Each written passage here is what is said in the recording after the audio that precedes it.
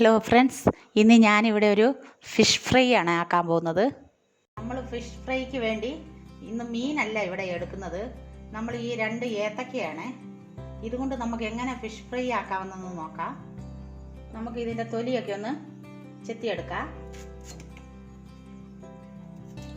ചെറുതായിട്ട് ഇതിൻ്റെ തൊലി ഒന്ന് കളഞ്ഞാൽ മതി. ഇത് ഞാൻ ഇപ്പം തൊലി ചെത്തി എടുത്തിട്ടുണ്ട്. ഇത് നമുക്കൊന്ന് കട്ട് ചെയ്തെടുക്കാം. നമുക്കിത് റൗണ്ടും കട്ടാക്കാം. ഞാനിത് ഇവിടെ ചെരിച്ചാണ് ഇതൊന്ന് കട്ടാക്കുന്നത്.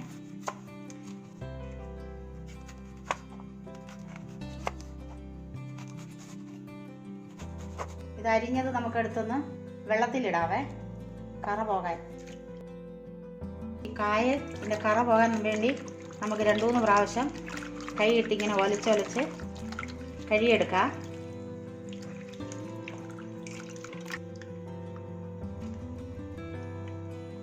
നമ്മളിതെല്ലാം കഴുകി എടുത്തിട്ടുണ്ട്. ഇതിലേക്ക് നമുക്ക് കുറച്ച് ഉപ്പ് ചേർക്കാം, കുറച്ച് മഞ്ഞൾപ്പൊടി. ഇതെല്ലാം കൂടെ നമുക്കൊന്ന് മിക്സ് ആക്കാം. ഇത് നമുക്കൊന്ന് ആവിയിലൊന്ന് വേവിച്ചെടുക്കണം. ഞാനൊരു ഇഡ്ലിക്കല എടുത്ത് അടുപ്പിൽ വെച്ചിട്ടുണ്ട്. അതിലേക്ക് ഞാൻ കുറച്ച് ഇല ഇട്ടിട്ടുണ്ട്. ഇത് നമുക്കെല്ലാം ഇതിൻ്റെ അകത്ത് പെറുക്കി വെക്കാം. ഞാൻ ഈ കായ അരിഞ്ഞതെല്ലാം ഇഡ്ലിക്കലത്തിൽ പെറുക്കി വെച്ചിട്ടുണ്ട്. ഒന്ന് ആവി കയറി കഴിയുമ്പോൾ നമുക്ക് ഇതൊന്ന് മറിച്ചിടണേ, മേലത്തേത് അടിയിലാകാൻ. കൂടുതൽ വേഗല്ല, കുറച്ച് വെന്താൽ മതി. ഇത് നമുക്കൊന്ന് കോരിയെടുക്കാം.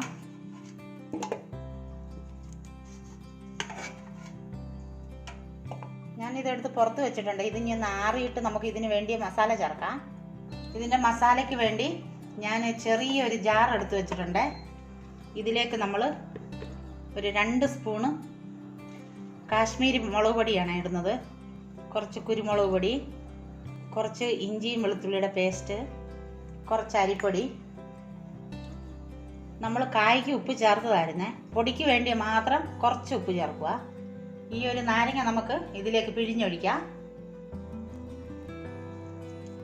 നമുക്കിത് ഒന്നുകൊണ്ട് മിക്സിയിലൊന്ന് അടിച്ചോണ്ട് വരാവേ. ഇതിലേക്ക് നമ്മൾ 1 സ്പൂണ് പെരിഞ്ജീരക പൊടിയാണേ. ഇത് ഇട്ട് നമുക്കൊന്ന് അരച്ചെടുത്തോണ്ട് വരാം. ഇത് ഞാൻ അരച്ചോണ്ട് വന്നിട്ടുണ്ട്.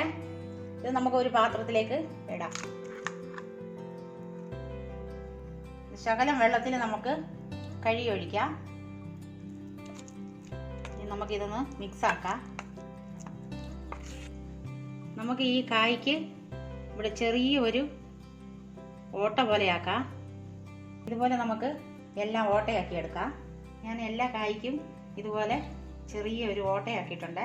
ഇത് നമുക്ക് ഈ മാവിലേക്ക് ഇങ്ങനെ മുക്കാം.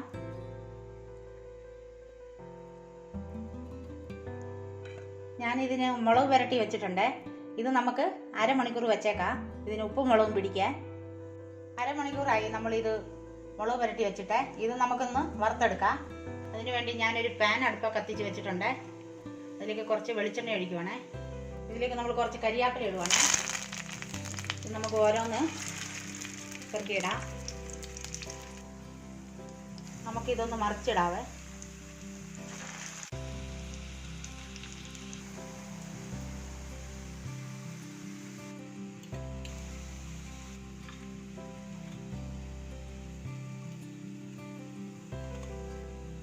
അങ്ങനെ നമ്മുടെ ഏത്തക്കയും കൊണ്ട് മീൻ ഫ്രൈ പോലെ വറുത്തെടുത്തിട്ടുണ്ട്. നമുക്ക് നോയമ്പ് കാലത്തൊക്കെ മീൻ വറുത്തത് കൂട്ടണമെന്ന് തോന്നുമ്പോൾ ഇതുപോലെ ഒരു ഏത്തക്ക എടുത്ത് നിങ്ങൾക്ക് മീൻ ഫ്രൈ പോലെ ഇതുപോലെ വറുത്തെടുക്കാം. ഈ വീഡിയോ നിങ്ങൾക്ക് ഇഷ്ടമായാൽ ഞങ്ങൾക്ക് ലൈക്കും ഷെയറും സബ്സ്ക്രൈബ് ചെയ്യാനും മറക്കല്ലേ. ഇനി അടുത്ത വീഡിയോയിലൂടെ നമുക്ക് കാണാം.